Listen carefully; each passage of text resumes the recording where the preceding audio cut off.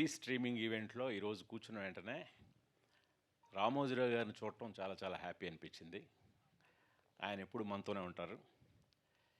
ఈ ఉషా కిరణాలు అని ఏదైతే వాళ్ళ బ్యానర్ పాట ఉందో, అసిస్టెంట్ డైరెక్టర్గా నా కెరీర్ అప్పుడే స్టార్ట్ అయింది.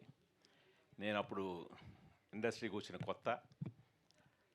అప్పుడు బాపిరెడ్డి గారు ఈ కుర్రాడు బాగా పనిచేస్తున్నాడని చెప్పి నా హ్యాండ్ రైటింగ్ బాగుంటుందని ఎంకరేజ్ చేసిన వ్యక్తి బాపిరెడ్డి గారు అప్పటి నుంచి.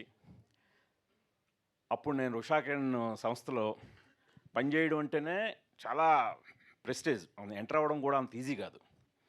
సో వాళ్ళ టెస్ట్లు కానీ వాళ్ళ ఇది కానీ చాలా కఠినంగా ఉంటాయి. అంటే ఇటు సాహిత్యం కానీ అన్నిటి మీద స్టాండర్డ్ ఉండాలి వాళ్ళకి. సో అలాంటిది ఆ బ్యానర్లో జాయిన్ అయ్యాను అనగానే చాలామంది హోప్స్ పెట్టుకున్నారు నన్ను, వీడికైతే ఒక ఫ్యూచరు ఉందనే ఇది. సో అలాగా చైర్మన్ గారు రామోజీరావు గారిని స్వయంగా ఆయనతో పాటు కథా చర్చల్లో పాల్గొనే అవకాశం కూడా నాకు దక్కడం నిజంగా నేను ఎప్పుడు మర్చిపోలేను.